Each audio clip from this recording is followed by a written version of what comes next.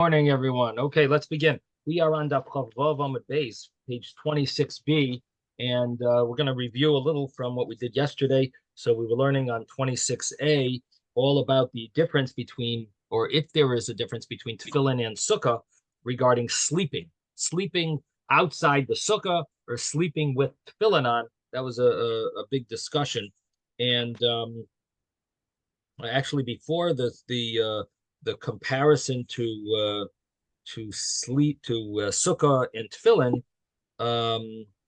we did learn about the difference between a choila and a mitztaer. So when both of them seem to be exempt from sukkah, the choila is sick and his meshamshin is aids. They are exempt from the sukkah. Someone who's sick, and the Mishnah's case, or the Bryce's case of sick, was even a choila shein by sakana. There's someone who's pain in their eyes or has a headache. That was someone that they were considered exempt from the sukkah, and that would be the case of choila. And then you have the case of mitztaer, someone who's in pain, and that was mentioned. We saw that where it said someone had didn't like the fact that there were mosquitoes. He was buki or bake in Yetushim. Mosquitoes were bothering him, and so Rav permitted Rav Acha Bardala to use some type of basically not to dwell in the sukkah. And so it seems that there's additional heter of mitztaer. It's not only Rava permitted Rav Acha Bar Ada to sleep outside the sukkah because of the sircha, which we spoke about yesterday, some type of smell, which obviously the sukkah was made in a proper way, and the only issue was that the smell of the sukkah this must have come about later, or either because the rain caused the smell of the sukkah that it caused that there was a smell in the sukkah. So in other words, it was built the way it was made initially is that it was the way it was made initially, it was kosher, but the way ultimately the way the fact is now it has a smell. So this is this is a case where Rava permitted Rav Acha Bar Ada to sleep outside the sukkah. Sircha, there's a smell. You're not obligated to eat in your house. If it smells, you go out of that room, you go out of your house, you go to your car probably if there was a real bad smell. Maybe go to a friend's house, go to a restaurant. So you would be exempt from going from sleeping in the sukkah. So this was the other example could be that it was something that bothered you, that you're sensitive to that smell, but a regular person is not sensitive. So those are some of the understandings of how it was possible to have such a sukkah that's kosher sukkah, but yet you're going to be exempt because of the smell. You're mitztaer. So the Gemara's question was, so if mitztaer, if someone is pain is uncomfortable, he's exempt from the sukkah. So what do you need to come to choila? Like why does the Mishnah say a case of choila? It should say mitztaer. So the Gemara's answer is that the choila, a person who's sick, not only is he exempt, but even the meshamshim, even those that are aids to the choila, the ones that are helping the person who's sick, they're also exempt from the sukkah. However, by a case of mitztaer, he's exempt. You're uncomfortable, okay, you're exempt. But what about the aids? The aids are not going to be exempt because they're not really. Well, if it's oisik b'mitzvah, if the reason is oisik b'mitzvah, that you're the person who's helping out a sick person, he's oisik b'mitzvah. He's doing a mitzvah called bikur cholim, and therefore he's exempt from dwelling in the sukkah. Oisik mitzvah is pater min mitzvah. But the aid for the mitztaer, someone who's uncomfortable, he has an aid. He's not really doing a mitzvah because the guy's not sick.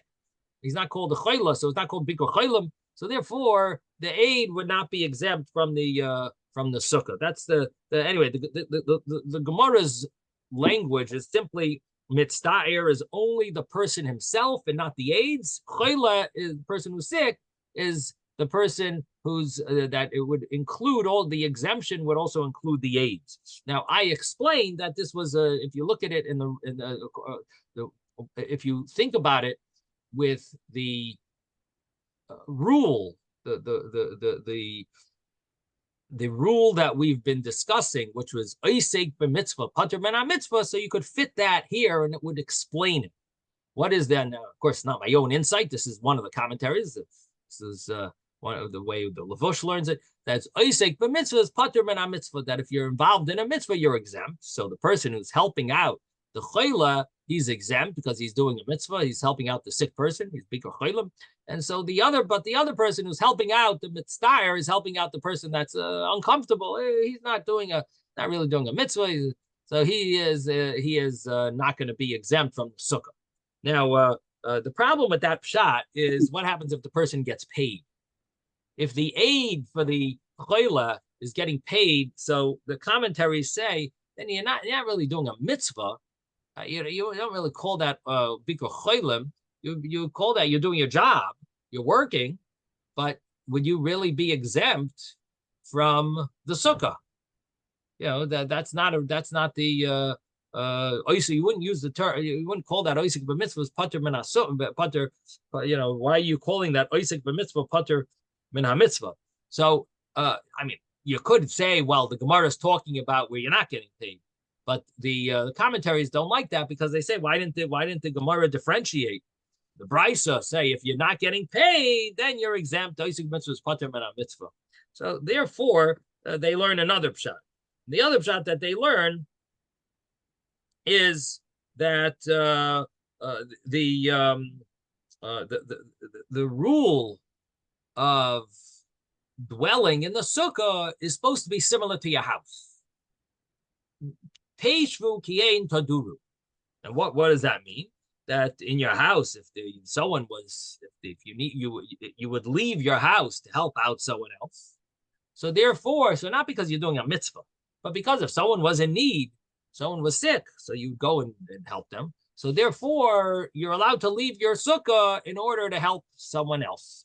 So it's called teishvu kein taduru. That just like in your house, you would leave your house to help someone who's sick.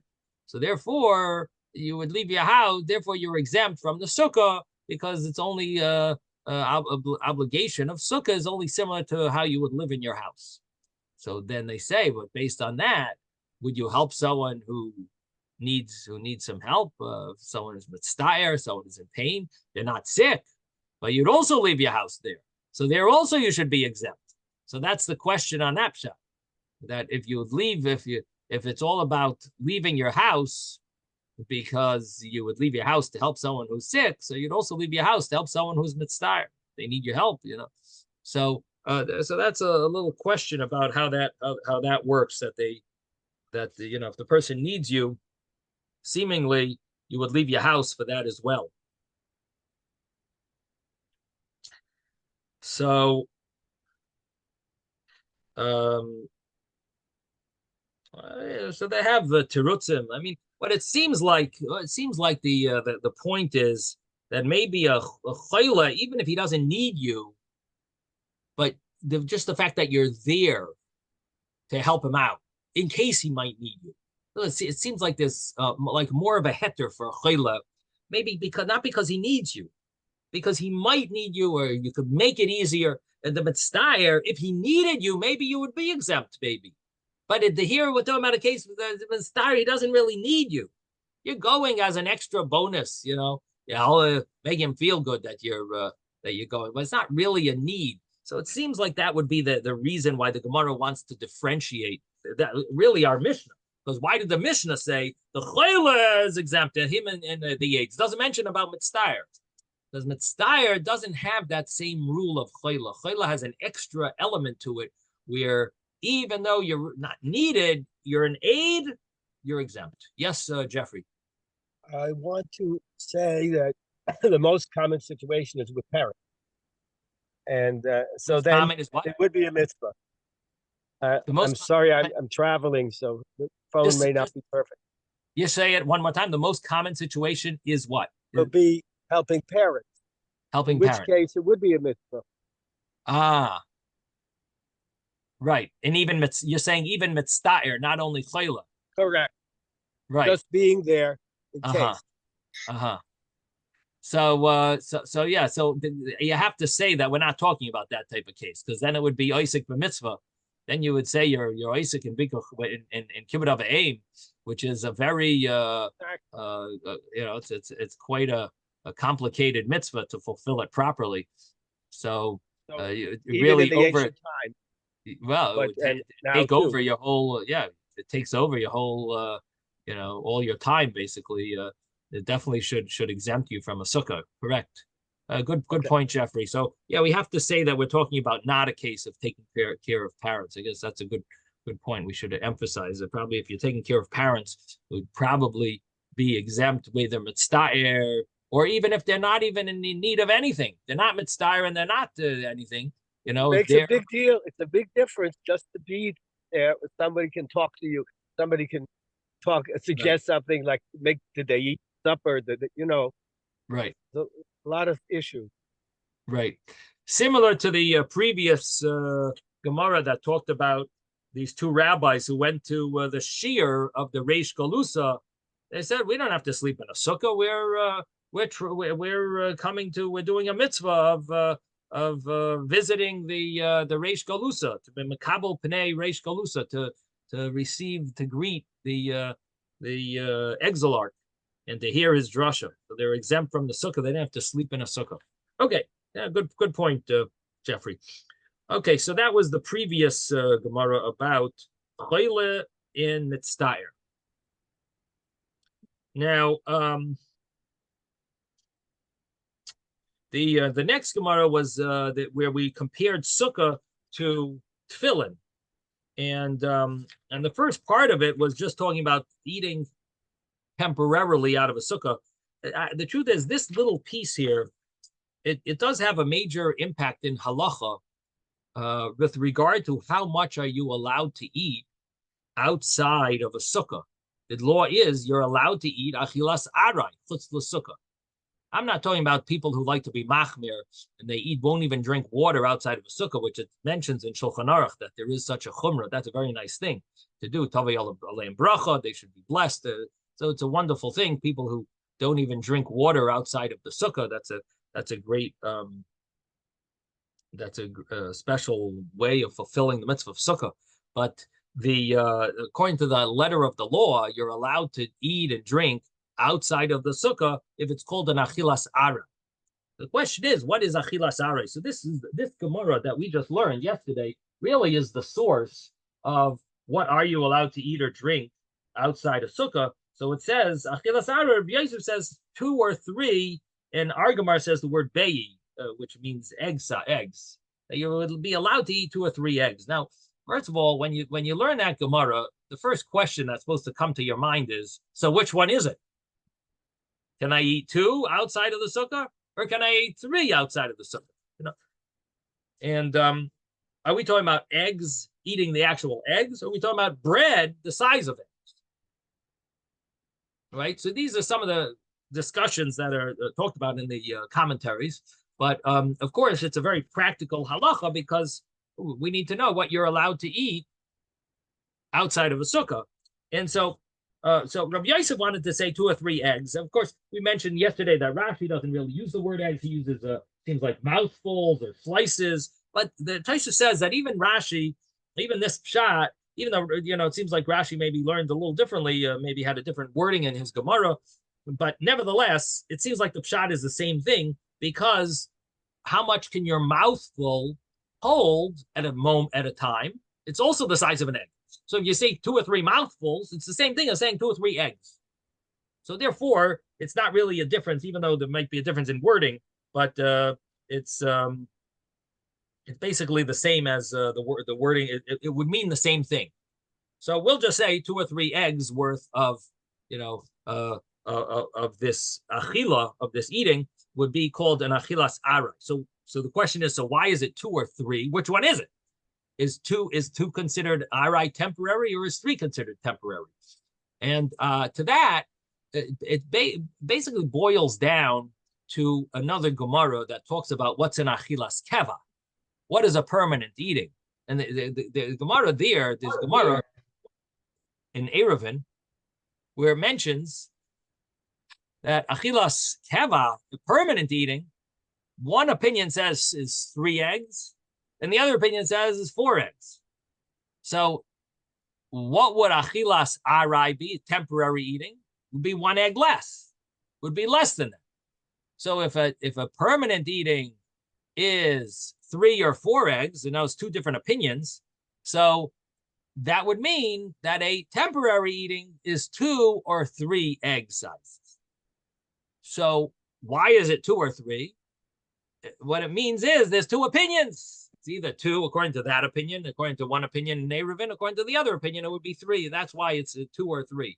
It's basically, the point is, it depends on which opinion you follow. What's considered a permanent eating, and then obviously less than that would be considered a temporary eating. And the understanding of the Gemara is of Abaye is 1 less than one less than Rabbi Yosef. Excuse me. Rabbi Yosef would learn that it's one egg size less than that would be considered a temporary eating, and that would be 2 or 3 bayim, like egg size worth, or slices, or the amount that would fit in one's mouth. Now, Taisus here mentions that this shear, this measurement, is specifically bread, because fruit you don't need a sukkah. Why not? Because he brings a Gemara in Yuma that says that the kvius of fruit, even if you're koiveya, you're eating a permanent meal of fruit, that is considered like a temporary meal of bread. So what are you allowed? How much fruit are you allowed to eat outside the sukkah? As much as you want. Fruit you could eat as much as you want outside the sukkah. It's no problem. This is Tosfos over here, and that's what seemingly is the common understanding. However, the Rush does bring down an opinion that the opinion of Rabbeinu Meir, that he was machmir not to eat any achilas keva, even fruit, outside the sukkah. And so this is brought in the Rush over here. So there is such a view that maybe it's not only bread, or at least as a chumrah, maybe. But that there is such an opinion, maybe, that to be machmer even on other. The Gemara doesn't clearly spell out bread, but Taisus does. Taisus says it specifically means bread. But there is such a opinion brought in the Rush that it would even apply to maybe to fruit as well, and that would mean that the person would be limited how much fruit and other cheese and other things that they would be allowed to have outside of a sukkah. Now, the other question is, how much can you drink outside of a sukkah? So Rashi over here, the Rashi over here mentions that in this little piece, Rashi says in the Rashi of Kiddetoyim, he says v'toye moli piv v'shoisa. But actually, before I tell you Rashi, I should just mention. So this is Rav Yosef says 2 or 3 eggs. Now Abaye argues. He says, "What do you mean? That's a lot. That's a meal. You could eat 2 or 3 kibbeitzim of bread. I mean, that's like a full meal. That's more than a sandwich. That could be a sandwich, or that's like a full. That's a meal." So he answers that it doesn't mean that amount. It means the amount of the person normally tastes before they went to the shear. That in the olden days, they would, before they ate their, I guess, breakfast meal, they would have a snack in the morning. And what was the snack? Just in case the shear lasted a little longer than usual, so they're not gonna get hungry. So instead, before they went to the shear, they would grab something small and eat it. And this way, they would go to the shear. They won't be too hungry. So this is kedetoyim bar beirav ayel kala. Kala is that shear that they would go to the Beis Medrash. It depends on how long the rabbi was going to give his drasha. So they would eat something before they would taste something. So it's the term that's used over here is that he would toye mole piv. Rashi uses the word toye mole piv. He would do a mouth's worth. He would fill his mouth with some food. Kemole piv vishoisa, and he would drink. Rashi adds, and he would drink. So the shear of, according to Abaye, is the shear of one, basically like one kibetza, it would seem like one, moli piv filling his mouth. And but the commentaries ask, so what is the what is the amount that a person would be allowed to drink? So one of the commentaries wants to bring from Rashi that basically it depends what your meal is. Whatever your meal is, that's what you're allowed to drink. You're allowed to drink with your meal. Is your meal a temporary meal? Then your drink is a temporary drink. If your meal is a permanent meal, then your drink is the same thing. It follows that same rule of whatever you're eating. That's what it sounds like from Rashi. That you don't if you have salty herring, you can drink a lot more. Drink whatever you need, however much you need with it, because it's a temporary meal. So you'd now. What about just drinking on its own? So if you're drinking without eating anything, that's for sure called temporary. But even if you're eating, you could drink along with your eating, and it would still be temporary. Whatever is needed, whatever is part of that eating, would be considered okay to drink along with it. That's the understanding. We didn't look in Shulchan Aruch, but maybe tomorrow, maybe Sunday, we'll take a look at Shulchan Aruch about this. But that would be this Gemara. This Gemara seems to be the sort of a one of the basis of how much one could eat outside the sukkah. Okay, so then the Gemara talked about sleeping with tefillin on and sleeping outside the sukkah, and the sleeping. The Gemara says you're allowed to eat temporary meal outside the sukkah, but sleeping you can't even do temporary outside the sukkah. What's the reason? Rav Ashi says it's a gzeira shema yerodim. Now, by the way, this Rav Ashi is not the same Rav Ashi that wrote the Gemara, that compiled the Gemara, because this Rav Ashi is having a conversation with Abaye. So there was an earlier Rav Ashi that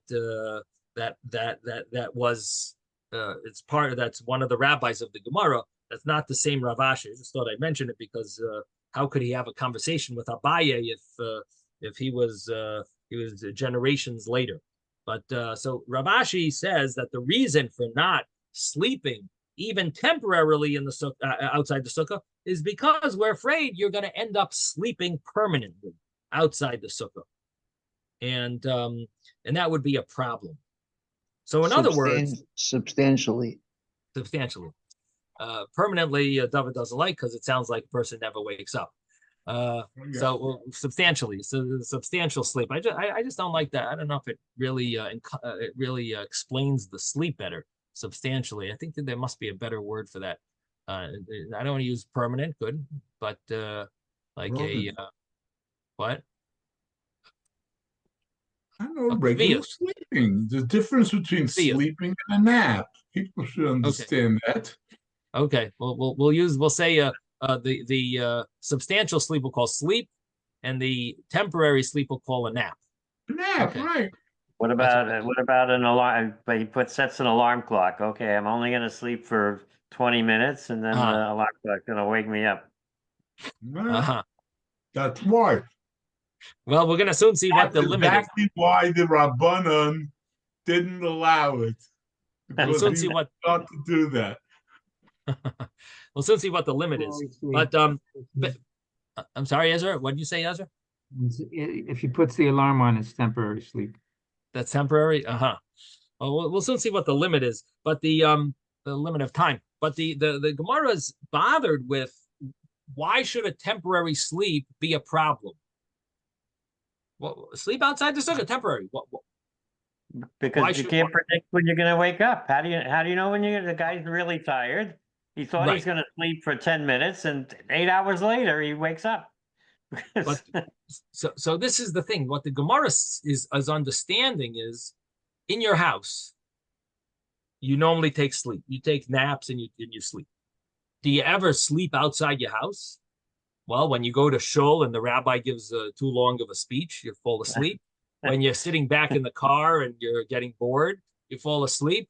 When you're sitting in the doctor's office, waiting, you fall asleep. You're on the plane sitting. Do you ever sleep? Do you take naps outside your house? Yes. So if that's so, seemingly you should be allowed to sleep outside your sukkah as well in this form of taking naps.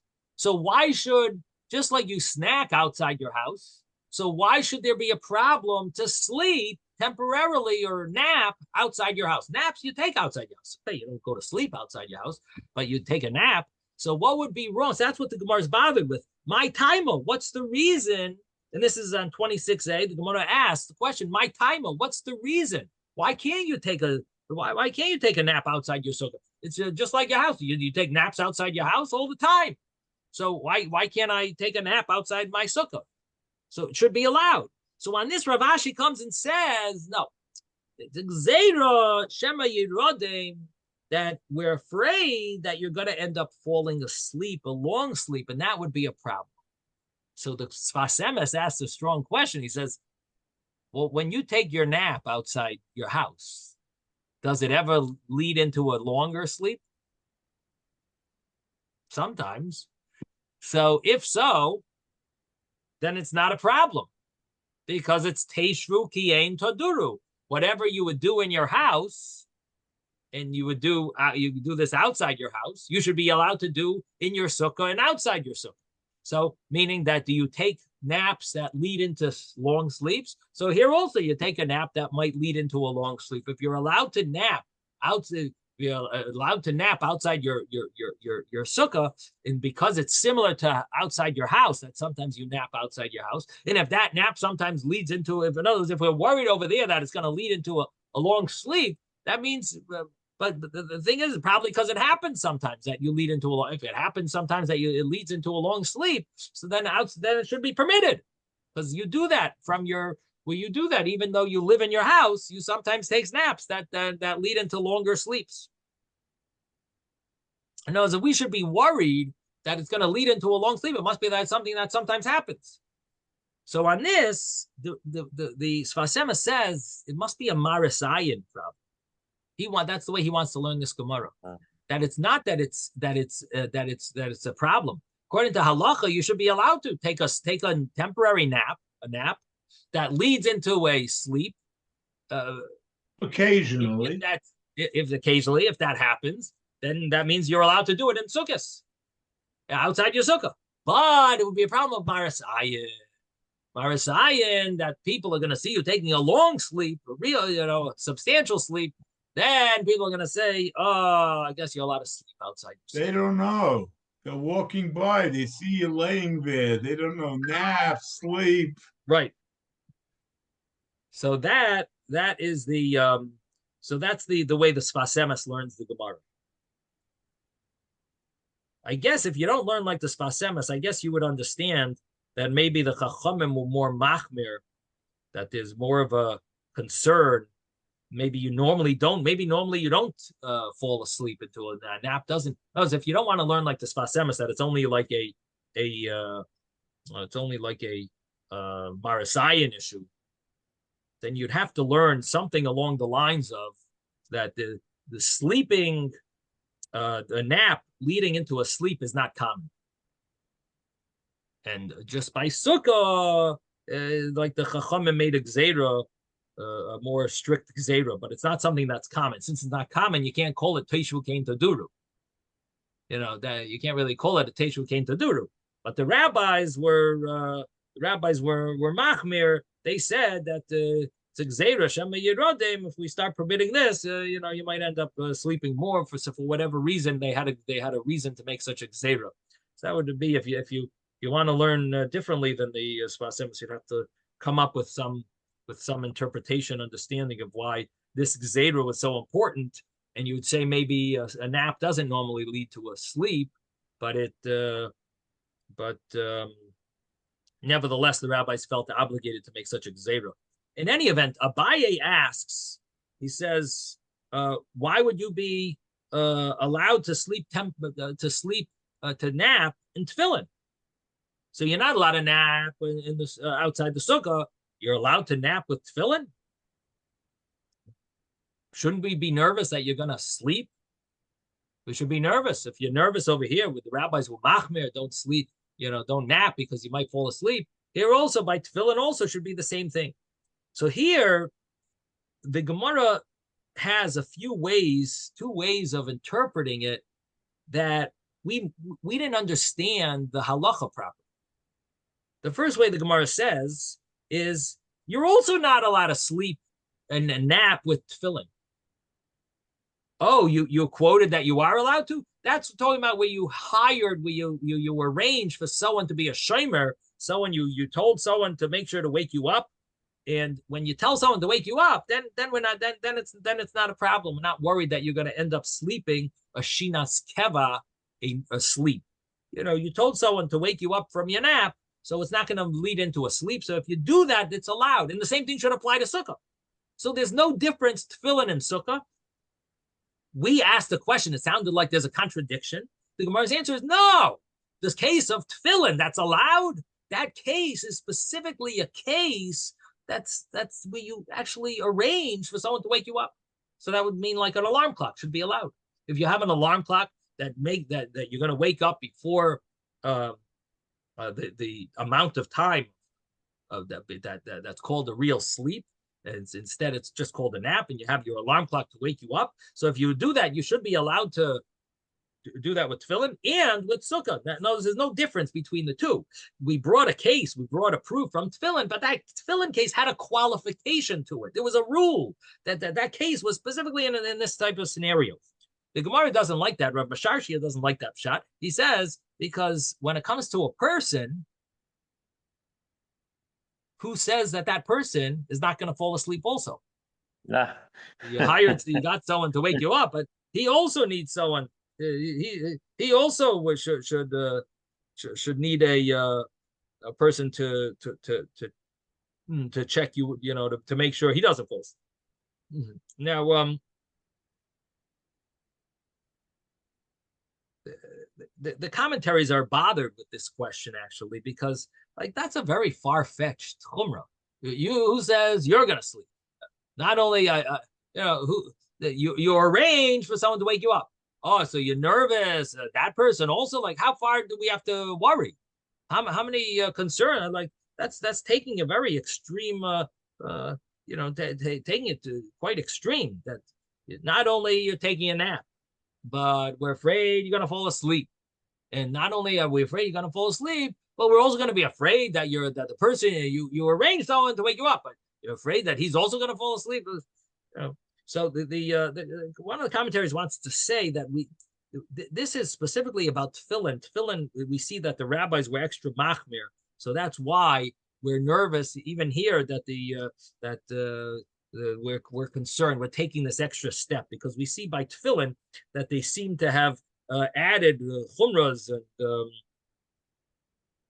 and the reason. Where do we see that? Where do we see by tefillin they were extra machmir?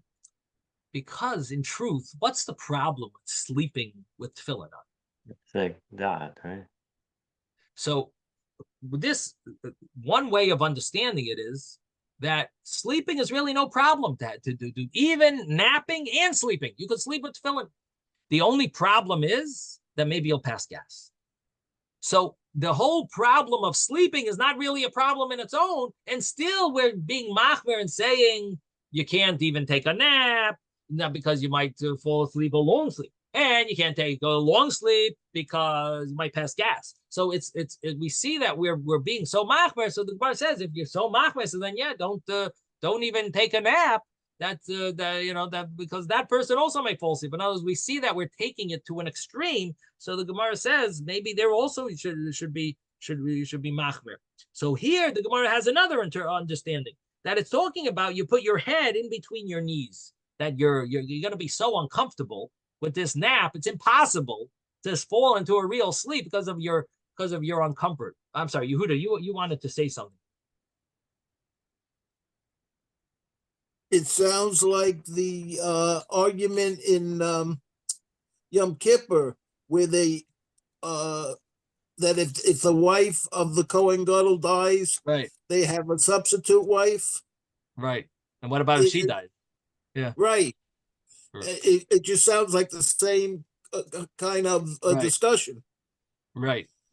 You know, the point is that there's normal circumstances the rabbis make regular decrees, and then there Right. are like cases where we see the rabbis seem to take things to an extreme, and once we see that, so in those scenarios, the Gemara understands that we take it very seriously, and we don't rely on anything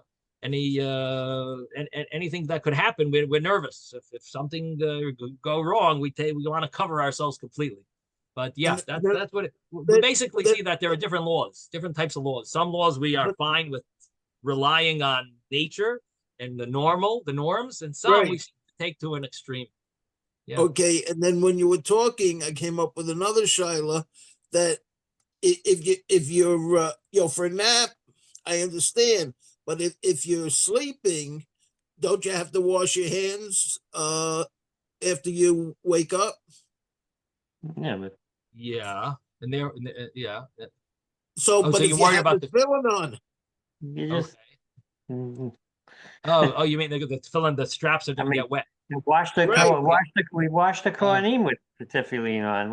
What's the they unwrap it, and the Levi goes and washes the kohen, and Right. okay. Yehuda, you're Ashkenazic. The Sephardic What? people are laughing at us. They do Berchas Kohanim during the week. the daily thing. Right. So Okay, never mind. we gotta daven more in Sephardic shuls. We're too limit ourselves too much. You know. Rabbi, Rabbi, You get there stuck was on the Gemara if you don't daven, or if you don't check out other minhagim. You get stuck. Right. Yes, Victor. yeah. So there was one year when it was daylight savings time, and they forgot the iPhones. They forgot to set it for, and all these people woke up an hour late because they thought their iPhone was going to wake them up, and but it didn't fix it. Didn't fix the dates. Everybody was an hour late. So you see that relying on somebody to wake you up isn't always reliable. Right. You can have things where the thing you're counting that you're going to wake up, and no, somebody else is going to wake you up. Even the alarm clock may not wake you up. Right. Yeah. Listen, there is always these type of freaks that could happen, that something, some mistake happens that, and the question is, how far do you need to be concerned about these type of things? Like that's really what we're dealing with. If something is extremely important and you're going to lose $1 million if you don't wake up at a certain time, you might not rely on your alarm clock. You might miss your flight. You're going to miss your. This meeting is $1 million meeting. You might not be able to sleep, because you're too worried. That I'm not relying on an alarm clock. If I'm going to lose $1 million, I ain't relying on one alarm clock. You know what I mean? That's So this is basically what we're dealing with here about can you rely on this arva, on this orev, on this guarantor? So the Gemara says that it's not talking about that there's a guarantor. It's talking about that you put your head in between your knees. That's the qualification. That's Rabbi Bar Bar Chana in the name of Rabbi Yochanan. That's the case where you'd be allowed to nap with tefillin on. That it's impossible for you to sleep. It can't come to sleep. It's not going to lead to sleep. It's a case where it just wouldn't happen. You'd be so uncomfortable that you would have to wake up. And so that would be a case where you'd be allowed to sleep with tefillin, and the understanding would be even outside of sukkah, if you wanted to nap like that, you could nap. So again, what we're explaining is that the law about tefillin that we thought contradicted sukkah, no, it fits with sukkah. Both tefillin and sukkah are the same rules. If you follow this qualification, it applies to sukkah also. You can sleep outside of sukkah with your head in between your knees, and that would be called a nap, and you're not going to end up sleeping, and no problem. And ultimately, what the Gemara is saying is we're not afraid when it comes to a temporary nap, we're not afraid that you're going to pass gas. Only on a real sleep, though, would that happen. And so that's the understanding of Rabba Bar Bar Chana in the name of Rabbi Yochanan. Now, Rava says that I think if you lean forward the way they describe to get into an nap position, you're more likely to pass gas. But okay. Right. Yeah, I don't know. Yeah, I don't know. Maybe their bodies were stronger in those days. Right. That's a good question. I don't know. You know, he's specifically talking about tefillin. The thing that I added was that that we can say the same thing about sukkah, but his words. I mean, I didn't add anything there. That's his words are are clearly dealing with tefillin, and he says that that would be your where you would be you know. You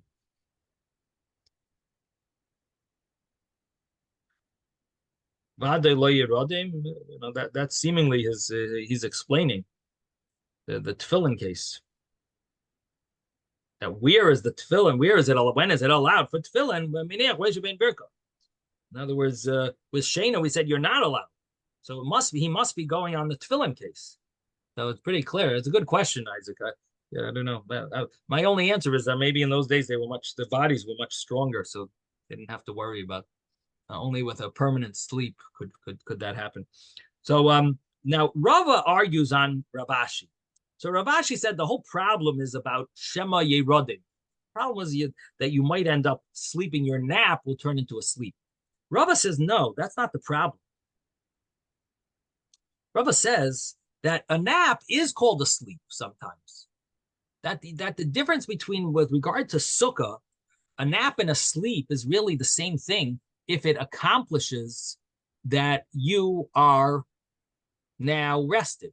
If you're rested, then that's called a sleep. That means that you slept permanently, and whatever permanent. You slept substantially, and because you could take a power nap and feel rested, that would be and that would be sufficient. So that would be called a shinas keva. That would be called a substantial sleep. So you would end up not sleep. If you do that, you would end up not sleeping in the sukkah. Yeah, Rabbi, had with like when Yaakov was learning by Shem Va'aver, I think, right? It says he would only like doze a little bit, and then Right. that he It says didn't he never sleep went to for. sleep. It says he never went to sleep. So what did he do? How do you define? How do you define whatever he? How do you define that level Right. of sleep? So the simple understanding there is that he fell asleep. He would sit in the basement bedroom. Keep learning until he fell asleep. Fell asleep. Then he would wake up and move on. Fall asleep. We used to do that when we would drive to Florida from Rhode Island. You drive until you fall asleep. And, Well, hopefully a little bit before. A little before. But yeah, that's the that's how he would he learned until he fell asleep. So but here, so Rava has an interesting opinion. He holds that sleeping, it's called permanent if it's called substantial if you are rested. Now, so a person would be allowed to sleep, according to Rava, a person would be allowed to sleep in tefillin. A nap. You could nap in tefillin without a shimer, without putting his head in between his knees. He'd be allowed to. Why? Because according to Rava, the whole there's ein keva lashina.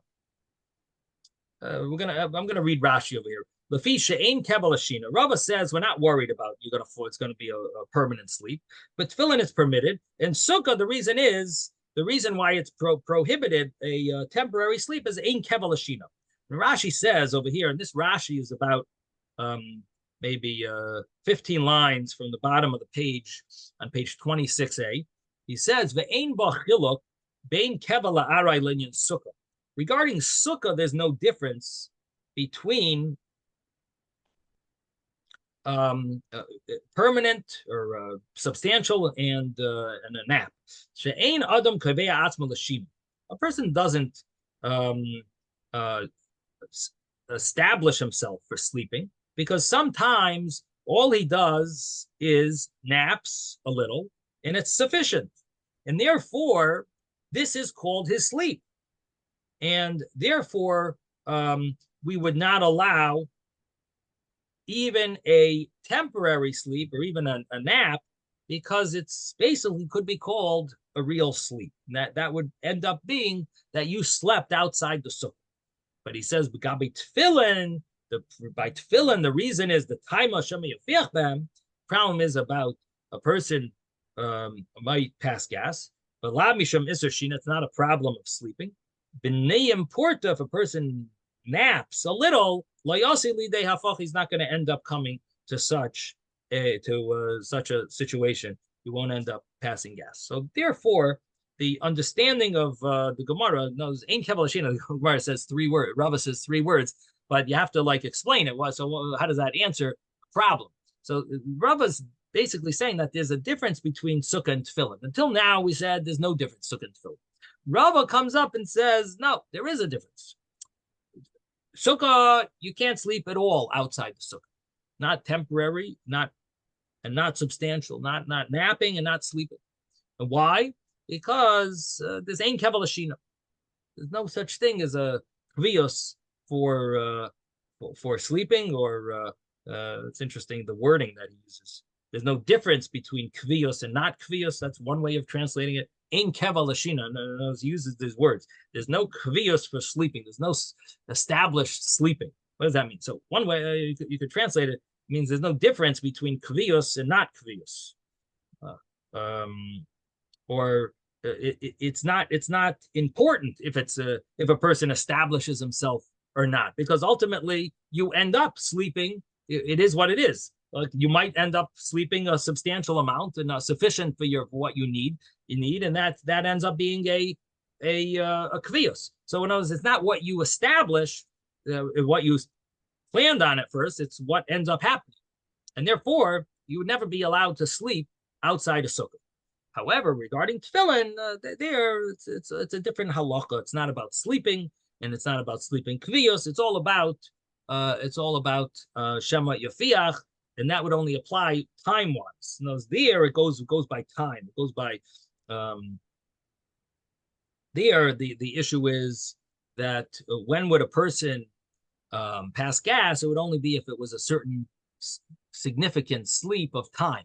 So even though a person might sleep to take a power nap and be well rested, there we're not worried about tefillin for tefillin purposes. But for sukkah, that would be called a kvios. So again, the halacha about sleeping outside the sukkah depends on the time. Depends on outside the sukkah depends on the fact if it's cold. If it depends on if he feels rested or not. And because that could happen anytime, therefore you can never sleep outside the sukkah. You might feel rested. That would be called that you did a sleeping that's substantial, and that would be prohibited because a person doesn't normally sleep substantially outside their house. However, by tefillin, it's a different halacha, and the issue is not if you sleep substantially and you feel well rested or not. The issue there is about time-wise. So by tefillin, it depends on time. By sukkah, it should depend on how substantial it was, how beneficial it was, but you'll never know until after you sleep, and therefore it'll always be prohibited. That's the understanding here. Now, what I just mentioned to you, so it should make a difference if you put your head, in other words, Rava's pshat does not rely on the qualifications that we just mentioned earlier. Do you need to have by tefillin, do you need to have someone in charge to wake you up? Do you need to put your head in between your knees? So according to one way of understanding this is at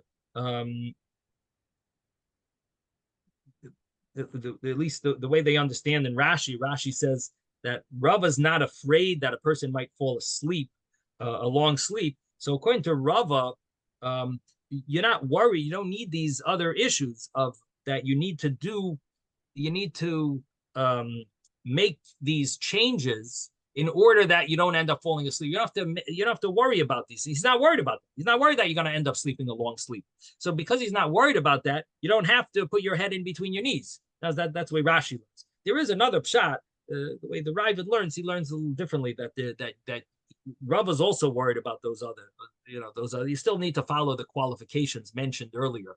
That you need to either have someone a shomer, have someone guard, make sure you don't sleep long, and also there's such a pshat. But anyway, Rashi doesn't seem to learn that way, and therefore Rava seems to be arguing completely on Rav Ashi, and he's not afraid of a person that would lead into sleep. He's telling you facts. There's a difference between Shinas Arai, Shinas Keva regarding tefillin.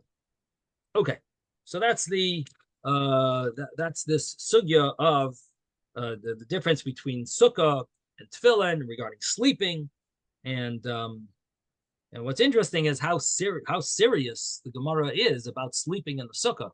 It's interesting that like in the at least 30, 40 years ago, I know now probably it's become much more popular to sleep in the sukkah, but at least around maybe 40, 50 years ago, it was almost unheard of, in cold areas to sleep in the sukkah. But you see in the Gemara how serious, sleeping in the sukkah was a very serious thing, to the extent that even even a nap, you wouldn't be allowed to sleep outside the sukkah on sukkahs. So it's quite a important thing in halacha, and see it in the Gemara. Now the Gemara then says that there's three brises that we seem to contradict each other about tefillin. One says you could sleep shinas arai. One says that whether keva or arai you could sleep, and then the other one says you can't sleep any of them, not keva, not arai. So in other words, it's how do you reconcile all these brises? So the Gemara said that it's not talking about you're wearing tefillin according to all the brises. One case was where you're wearing it. The other cases is you're holding it. So what did the Gemara say? It's hub the nugget b'yodei. One is where you're holding it in your hand. So the way Rashi learned was that we're afraid it's going to fall out while you're sleeping. So in such a case, you can't even sleep. You can't even nap with that, because if you're holding your tefillin in your hand and you're napping, the tefillin could easily fall out, and it will be a desecration for the tefillin. And the other brisa that allows you to sleep as a nap, but not a full sleep, that's where you're wearing it. That would be, you'd be allowed to nap, to nap with it, but you can't because again, we're not worried that you will pass gas. But and then the other case where it says you could even sleep with the tefillin, that's where it's next to the tefillin is near your head. You're sleeping, and you're sleeping a full sleep. It's not just a nap. And you put a beged on top of the tefillin, and you put them near where your head is, and that would not be a problem even to sleep that way. It would be permissible, and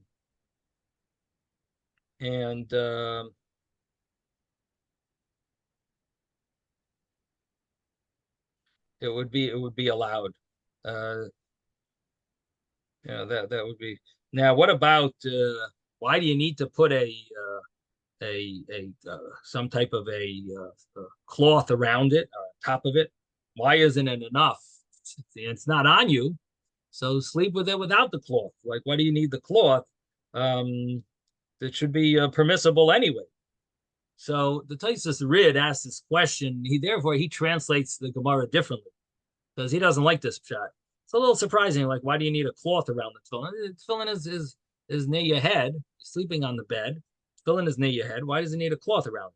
Well, you're sleeping a full sleep. So I guess to answer that question, maybe the reason is because if it has a cloth around it, so if it falls if you move too much in your bed, maybe the cloth around it will protect it.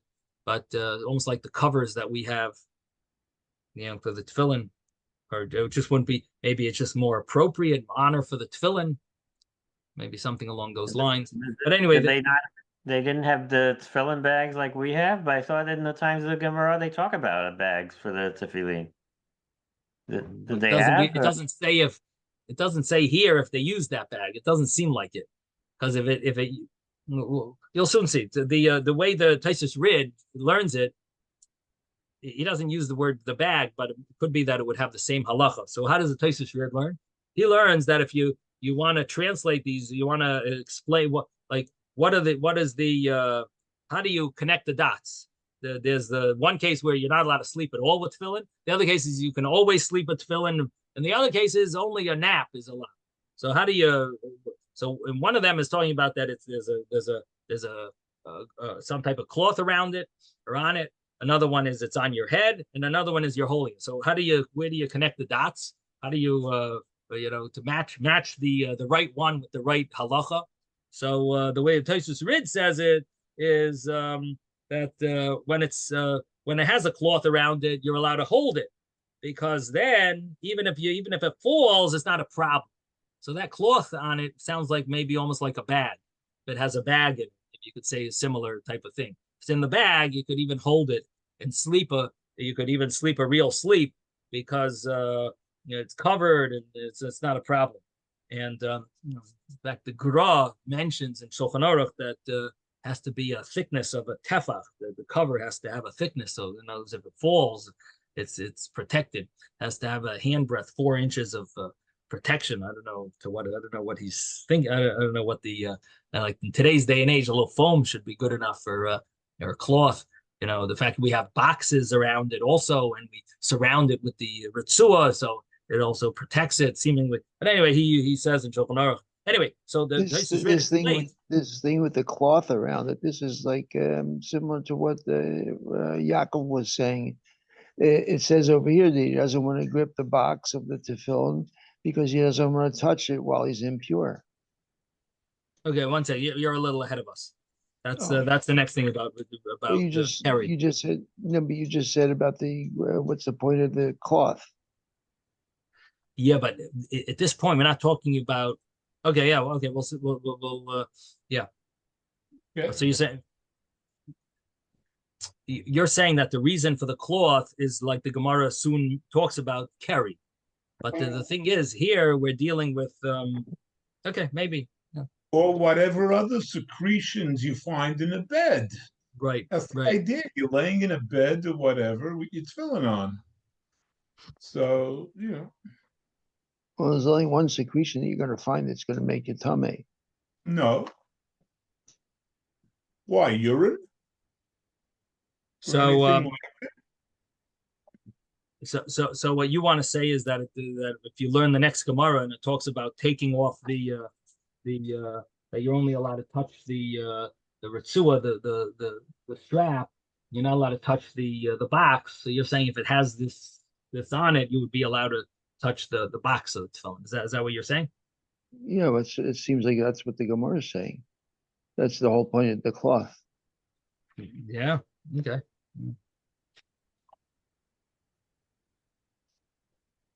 Where do you see that? Oh, because Rabbi Steinsaltz wrote it in here. It says he doesn't grip the box of the tefillin. Then he says over here, which he may not touch while impure. Right. Okay. Yeah, that's an interesting thing. So in other words, the way you want to learn it is you're allowed to sleep with the tefillin, even a complete sleep, and it's next to your head. It's not on you. And if it's specifically in a case where it has a cloth on it, and the reason is you want to say because what happens if you become impure, then you would be able to hold the box of the tefillin because it has this cloth on it. So in other words, why does it need a cloth on it? Nothing to do with it falling and nothing to do with it. It's only to do with you holding it afterward. But you could really hold the straps, but it's better not to, basically, what you're saying. So therefore, it would be better to hold the Rabbi, is there a whole thing about hanging by the? You're not supposed to hang them by the straps. Yeah, but they say that here you have no other choice. So now David's saying, well, That's why it's saying that you should put a cloth over. It sounds, I don't know, the brisa sounds like, the way the Gemara is explaining it, it sounds like you need to have that cloth. It doesn't sound like, in other words, sounds like you almost aren't allowed to sleep if it doesn't have that cloth on.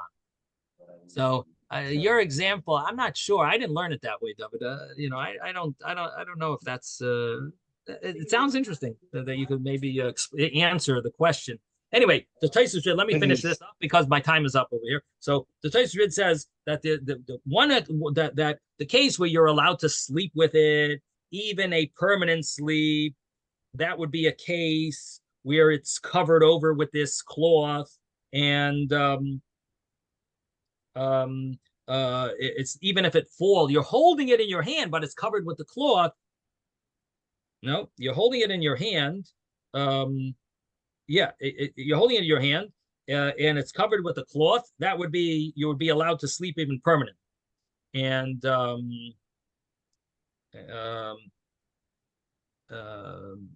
then the other case is, how does he translate the other cases?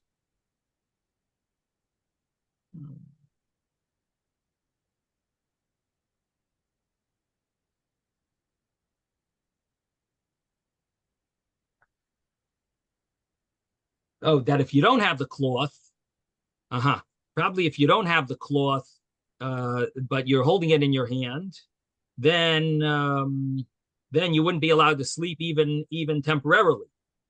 That's because it could fall. And then the other cases where you're allowed to, you would be allowed to sleep with the tefillin as if only a nap.